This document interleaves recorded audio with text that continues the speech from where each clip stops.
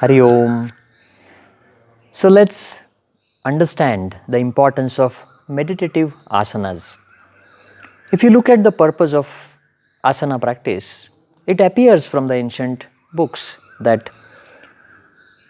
these practice of asanas such as shoulder stand, sarvangasana or paschimottanasana forward bend or ardha matsyendrasana half spinal twist. Of course, the health is the primary benefit, but also very important purpose was to prepare the practitioner, yoga practitioner, for sitting comfortably in a meditative pose for maybe longer, up to 3 hours, which is very difficult for any common person to achieve. So the importance given to this meditative asanas is extreme. If you understand what are the main features of all the meditative postures such as Lotus pose or Padmasana, Siddhasana or perfect pose, Vajrasana or thunderbolt pose, what are the common features? The first standout feature is your spine is very erect in these postures. Why the spine has to be erect? If you look at the anatomy, the erect spine gives enough space for all the vital organs.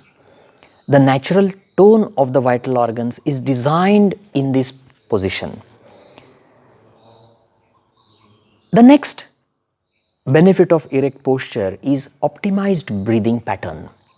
Your diaphragm moves very properly down as you inhale and up as you exhale. So maximizing the movement of diaphragm is very easy in erect spine posture. Then also for the brain to maintain the balance, it's very easy. The nervous system is not as stressed as in standing posture or in any other posture. Of course, if you are lying down, then that's the easiest posture for nervous system. But well, if you lie down, then your nervous system is not really letting you stay awake. So supine position, say Shavasana and all this, they are out of question for meditation. Now the next aspect of the meditative postures is cross legs. Whether it's thunderbolt pose, whether it's lotus pose, whether it's Siddhasana, whether it's Vajrasana, whether it's sukhasana, Swastikasana, any of these asanas, the legs are always crossed. Now what does it do? If the legs are not crossed, if you're sitting on a chair and if you're putting the legs down, and if you're going to sit there for a long duration, say for example meditation activity, then there's a lot of blood that will accumulate or that accumulates in your legs, and that may cause conditions such as deep vein thrombosis. So if you are traveling in a flight and if you're sitting there for 4 or 5 hours, then there is much more likely that you will have that pain in your legs because the veins, the blood will get stuck in the veins. So it's very important to understand the purpose of the cross legs. Another purpose of cross-legged postures is more and more blood becomes available in the pelvic region. Now pelvic region is a very rich nerves region. A lot of nerves are there in this region. All our fears and our fear reactions, stress reactions, fight and flight reactions, they have connection to pelvic regions. The more blood and stability to this pelvic region in meditative postures is certainly going to be beneficial to relax these reactions, reduce the intensity of these anxieties and worries and sadness and anger and stress reactions. The next point of this meditative postures is relaxing the shoulders, arms. Generally, the arms are put in any mudra, the hands are put in any mudra, such as Dhyana mudra or Bhairav mudra. And these mudras are also very important to influence your brain, to make it focused and calm and relaxed. The shoulder relaxed will help your neck not have the strain of this posture. So the posture is designed for relaxation, for maximizing the breathing movement of the diaphragm and chest, so that eventually the breathing becomes slower, the body becomes more and more relaxed, the unwanted problems of, say, blood going to legs and all of that, that's also avoided. More blood is available for your lower back as well, because that's where the weight of your body is coming. Also, gravity and anti-gravity movement of your muscles are minimized. So these meditative postures are used for meditation, but also they are used for pranayama practice. If you're sitting for long, even for your general work, then meditative postures should be preferred instead of sitting on chair. And this is the importance. So now we are going to see different meditative postures.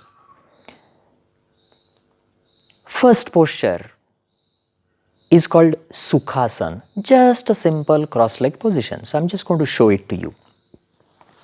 When it comes to meditative asanas, the hips play a very important role, so also the lower back and knee. There's a lot of care that one needs to take when it comes to bending of knees. Often people suffer from knee problems. The hips are inflexible, so also lower back. So we need to be careful. In any meditative position, we need to make sure that our knees, hips and lower back are comfortable. So this is sukhasana, just crossing the legs and trying to keep the spine upright. But for many people, if their knees are not flexible, they'll find it hard. Their hips are inflexible, the knees will come up, and then to balance the weight, you will have to round the back. So there is one way that you can avoid that, and that is you can put a pillow under your buttocks. That will give you a height, that will reduce the strain on your knees and hips. If you still think that it's early for you to sit up, then you can go against the wall with a pillow under your buttocks and sit upright. So the spine is here upright. However you make it, that's up to you. The knees, you can make it slightly further so that the knees are less stressed, and sitting upright. You can either put your hands in dhyana mudra. This is sukhasana. Just the pose, easy pose, sitting pose. Then the next easy asana is Swastikasana. Swastik is an auspicious shape in yogic literature. So how to do it? In this Swastikasana, you put your left foot to the right thigh or right foot to the left thigh first, whatever suits you, and then fold the second leg and put the right foot in between the calf and thigh. So both the feet are in between calf and thigh, and that changes the pranic circulation in your legs. The triangular base provides more stability.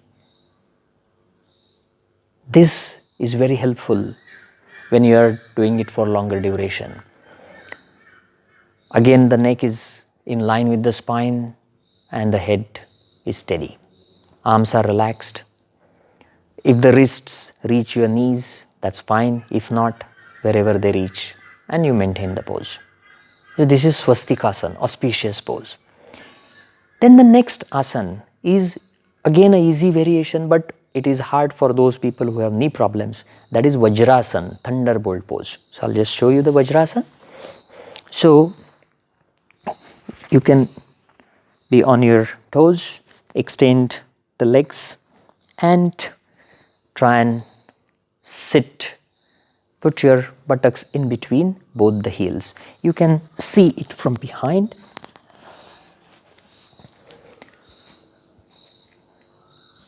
From both the heels, they're pushing the buttocks in, and the stability. This is Vajrasana. After Vajrasana, there's some difficult asanas like Padmasana, Lotus pose, which is considered a classic meditative asana. So I'm going to show this Lotus pose to all of you. But instead of going directly to Lotus pose, there is a half Lotus pose as well. Now remember that in lotus pose, the position of the knees is not something that is very nice. Many people who go to yoga classes get hurt because they try too much to do the lotus pose. So you have to be very careful when you want to try this pose. The first three probably are easier, but now this one is, you have to be very careful. So first, either left or right leg, whatever is comfortable to you, you fold it and you bring the left foot or right foot on the opposite knee, opposite thigh. And this is where the ankle is stressed a lot.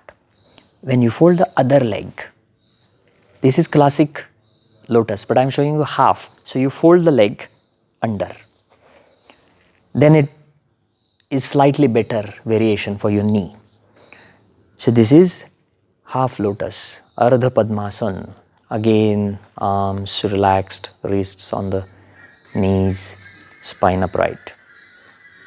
If you want to try the full one, you can bring the other foot on the opposite thigh. Why it's called lotus? Because the feet, the shape of the feet looks like lotus petals. That's all. There is no other resemblance.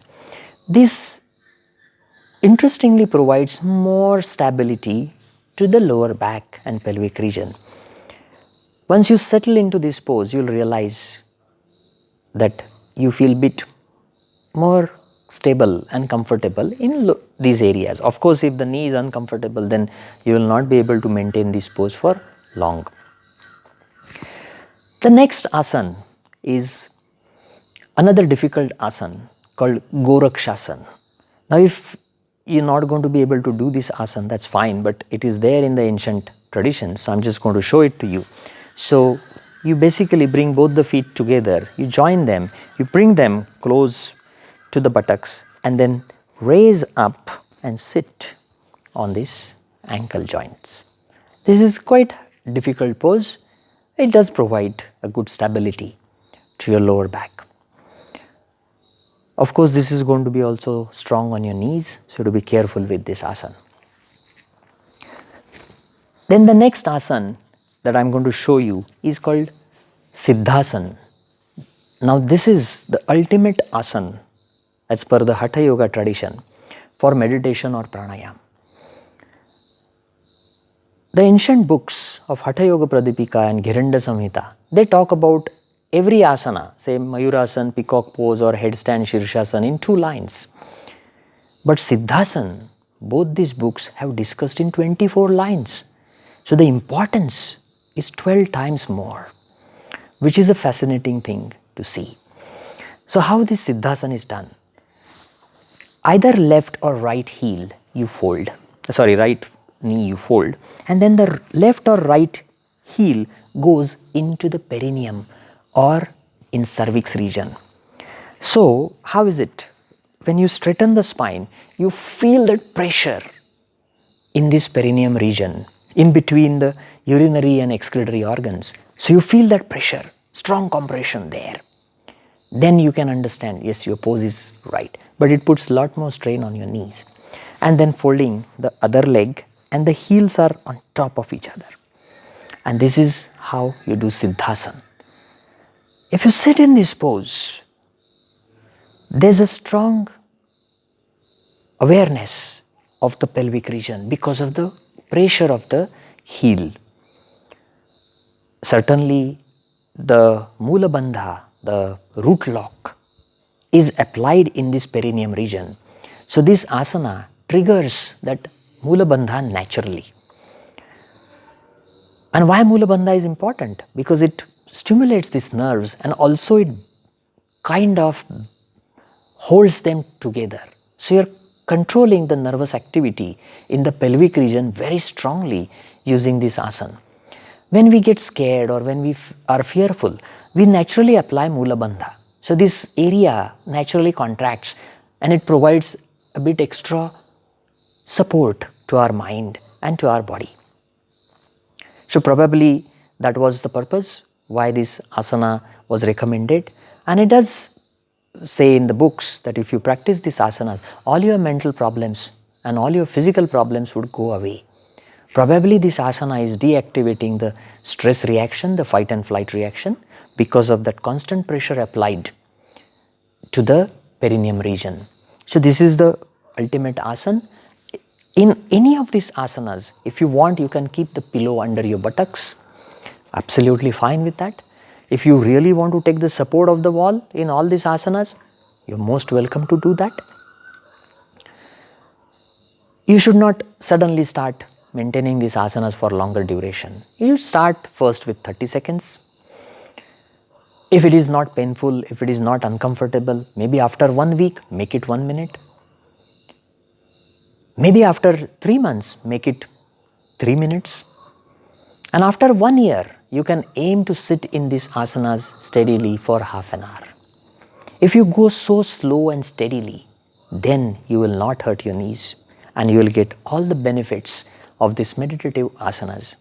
These asanas are very, very important to stabilize our mind, to stabilize our physical functions in our body, optimize the vital organ functions, the brain and communication of the brain with these organs, which is lacking when we have lifestyle disorders. The communication of the brain with these organs is influenced. So it's important we understand that we need to sit in meditative positions as a part of our yoga practice, as a very important part of our yoga practice. So I hope you have understood some basic aspects of these meditative asanas. Hari Om.